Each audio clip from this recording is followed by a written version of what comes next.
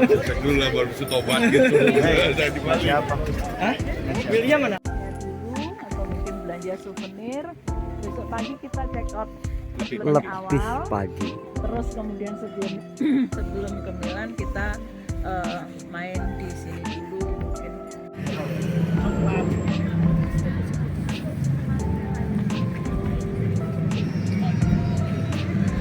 Aduh, itu jangan.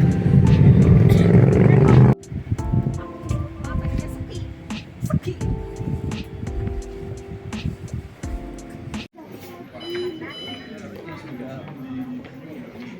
Salam senja untuk teman-teman travelingku, teman-teman entrepreneurku dimanapun Anda berada. Jumpa lagi di Travel Ibu. Nah, saya mau bilang apa yang membedakan antara travel konvensional dengan Travel Ibu ketika mengadakan Euro Trip baik di musim gugur bulan Oktober maupun musim semi di bulan Mei adalah selain kita berwisata ke tempat-tempat yang menjadi ikon 4-5 negara yang kita kunjungi, juga selama perjalanan sekitar 4-6 jam di bis privat yang kita sewa untuk semua peserta, kita adakan sharing session, bisa tentang bisnis, bisa tentang kepenulisan, pemberdayaan diri, tentang hal-hal lain yang saat itu lagi aktual. Jadi selain dapat wisatanya, dapat juga ilmu-ilmu dari peserta yang lain, sekaligus juga membangun networking baru dengan bonding yang kuat. Itulah sebabnya pesertanya kita batasi hanya satu bis saja dan sistemnya santai, tidak banyak-banyakan negara, sedikit negara, tetapi kita menikmati negara yang kita kunjungi itu sambil ngopi-ngopi, sambil jalan-jalan, ketika belanja pun sambil bareng-bareng santai tanpa terburu-buru jadwal waktu. Nah, salah satu sharing dari peserta di bis kita ini Anda tonton setelah ini. Itu ya, sampai ketemu lagi di travel yang mendatang.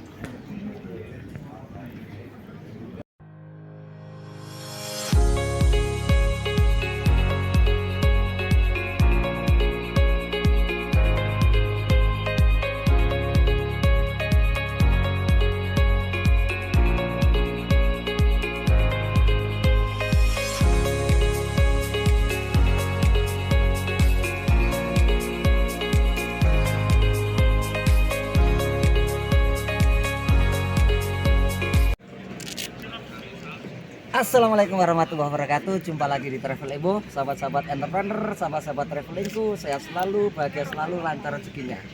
Nah, kita masih berada di Swiss, tepatnya di Mont Tritis, dalam rangkaian acara Euro Trip yang diikuti 80 peserta yang keliling 5 negara. Dan beruntungnya, Euro Trip kali ini diikuti juga oleh, nggak tahu ini tersesat, kesasar atau apa. Di samping saya ini ada seorang dosen, seorang doktor, bahkan sebentar lagi profesor di bidang arsitek juga, di bidang apa ya? Apa, Mbak? Bidang tukang bangunan. Di bidang tukang bangunan, namanya Bu Dosen Bu Beta Paramita. Nah, kenalan privat dulu deh sebelum pertanyaan tentang trip. Kenalan, oh iya, Ya. nama saya Beta Paramita, bisa dipanggil Beta karena kakak saya Alfa, jadi saya harus Beta. Atau Mita, Mita lebih enak, soalnya lebih sepertinya calm. Kalau Beta lebih saintifik soalnya, Iya. gitu. Terus apa? Saya mengajar di Universitas Pendidikan Indonesia, Bandung. itu di Bandung. Jadi kalau ke Bandung silahkan mampir ke Ke kampus. Nanti Yang ada belum kopi. tentu ketemu. Jajan dulu seperti Jajan biasa. dulu. Saya tukang kopi, pembuat kopi. Jadi bisa dipastikan pasti akan mendapatkan kopi yang enak. Iya. Ini terus terang ini, Bu Dosen, saya dari 2012 bikin Euro Trip, baru kali ini apa ya? Ketampungan opo? Orang yang in the middle of nowhere. Ya, akademik, tiba-tiba. orang kampus mau kok gelem ikut trip yang saya bilang ini trip kita semi backpacker, roda awur-awuran yang tidak memenuhi standar konvensional seorang biro travel. Ceritanya piye itu Bu Dosen? Saya sendiri sebenarnya tukang jalan-jalan. Oke, ternyata dosen yang tukang jalan. Ya, Jalan. jadi kalau di Instagram saya kan traveler. Oh, mam dulu, mam. Traveler. Terus habis itu tuh kayaknya tukang bangunan ya nggak salah. Iya. Itu di Instagram atau Facebook tuh? Instagram sama Facebook sama aja. Saya depan belakang sama. Jadi apa yang saya tulis, apa yang kelakuan saya sama aja. Loh, Gitu. kan sudah sering traveling sendiri, ngapain ikut Euro trip yang nggak jelas That's a ini? good question. Itu hampir semua orang bertanya kepada saya. Saya berkeliling itu sudah semenjak saya sebelum kuliah S3. Jadi 2009 itu saya sudah hobi keliling-keliling dengan uang yang terbatas. Ya. Jadi bukan dengan seperti yang grupnya jenengan yang orang uangnya numpuk-numpuk gitu ya. Bukan uangnya numpuk-numpuk, sekaligus utangnya juga numpuk-numpuk.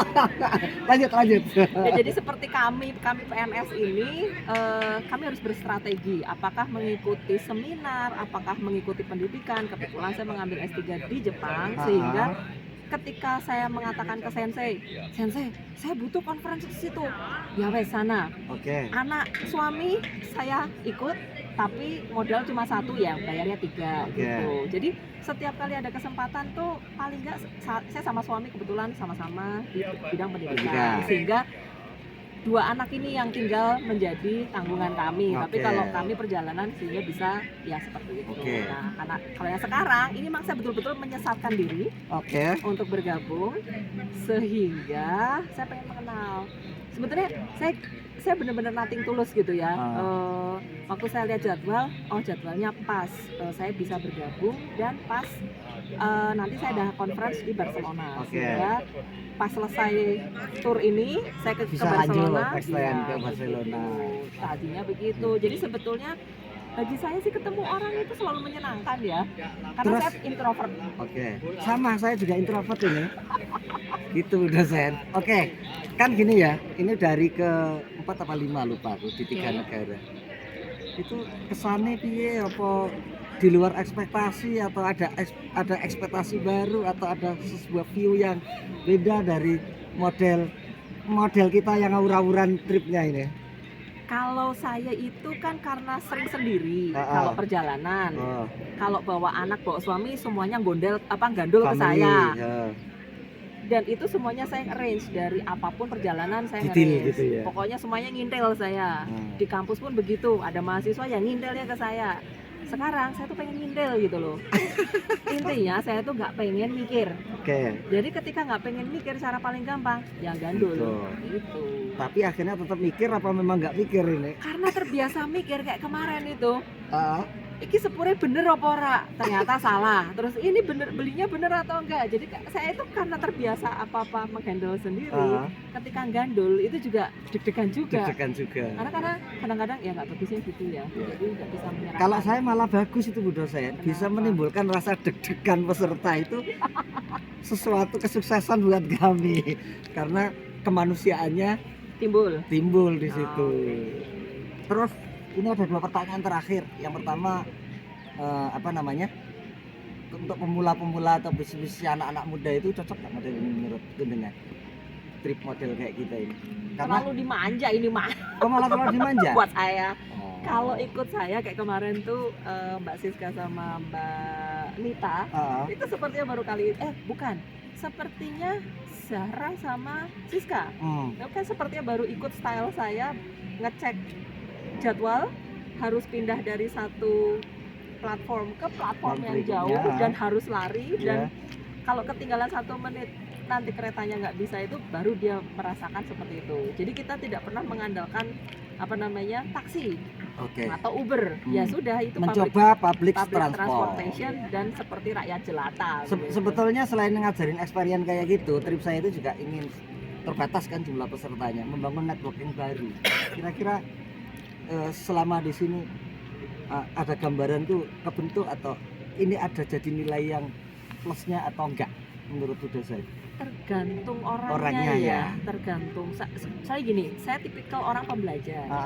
Saya tipikal orang mau mendengarkan. Misalkan Mas Ibu tuh cerita tuh saya apa sih yang bisa saya ambil dari orang. Tapi ada juga orang yang mendengarkan aja nggak mau. Nah kalau mendengarkan nggak mau berarti kan dia merasa sudah high level gitu. Nah saya melihat beberapa teman-teman di sini ya ada yang mau mendengarkan, ada yang itu wajar. itu makanya manusiawi kan. Saya kan lebih nyaman dengan orang yang satu frekuensi pastinya. Tapi saya selalu kayak Mas Sugeng gitu ya. Saya nggak pernah Mas Sugeng ini luar biasa. Satu vibe, satu circle, satu vibrasi kayaknya Mas Sugeng. Nah, saya tidak akan menolak orang kalau bekerja dengan Mas Sugeng pastinya preferable-nya akan seperti beliau. Sama saya juga, gimana Bunda Sani, Om Tony juga. Tapi kalau saya ketemu misalkan yang awur-awuran gitu, ya nggak apa-apa. Hidup itu kan ya apa namanya beda-beda. Terakhir penutup dari perbincangan kita. Selain mengajar, selain meneliti, juga membuat produk. Yang kuping saya kemarin mendengar dari teman-teman namanya Bikul, cat yang bisa meredam panas sampai level 20% untuk rumah, pabrik.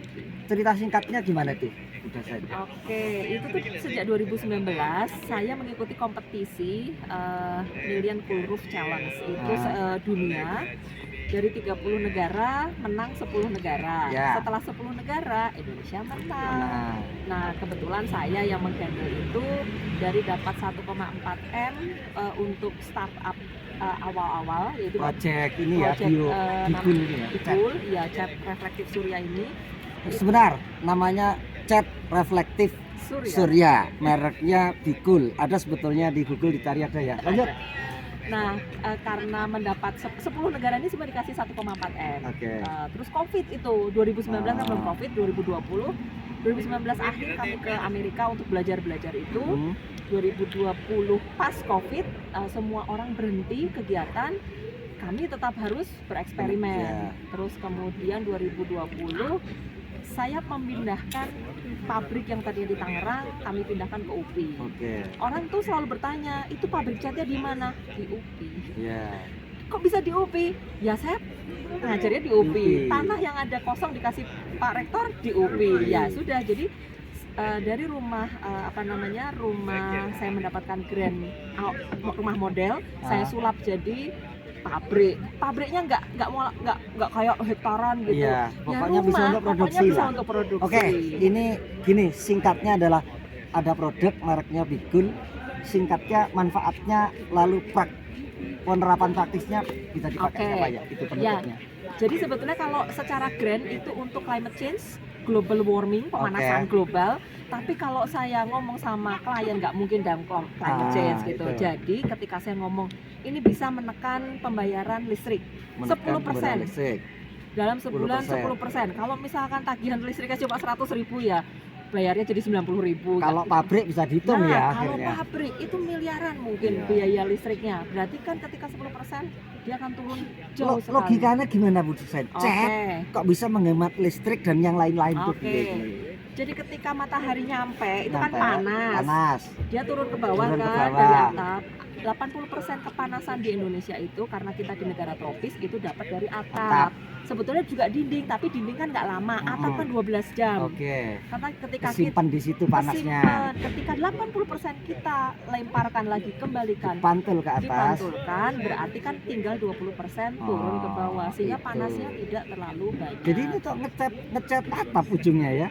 Kalau misalkan untuk ngecat dinding, misalkan ini open space seperti ini, dia nggak punya tetangga, jadi nggak ada pembayangan, itu memungkinkan. Tapi kalau di rumah-rumah padat penduduk ngapain? Kan pembayangannya cepat gitu ya. Jadi atap itu yang paling utama, gitu. Jadi untuk rumah klaster, untuk pabrik paling pas sebetulnya ya. Paling pas untuk pabrik dan sekolah, masjid itu karena namanya besar ya, dan untuk pabrik apa istilahnya penggunaan untuk umum gitu. Oke, gini teman-teman Travelable pemirsa, otak saya ini kan nggak nyampe kalau ngomong sama orang pinter kayak beliau. Gini aja deh, kalau mau tanya tentang Bikul, googling atau ke web atau boleh di webnya ada bikul.co.id. Terus Instagramnya juga Bikul Indonesia. Itu ya yang penasaran dengan apa itu cat yang bisa menghemat listrik sampai 2%, panasnya dari teduh, tanya-tanya di situ, nanti pasti dijawab. Oke, itu dulu, udah saya. Kita pamit dulu ya. Yuk. Bye.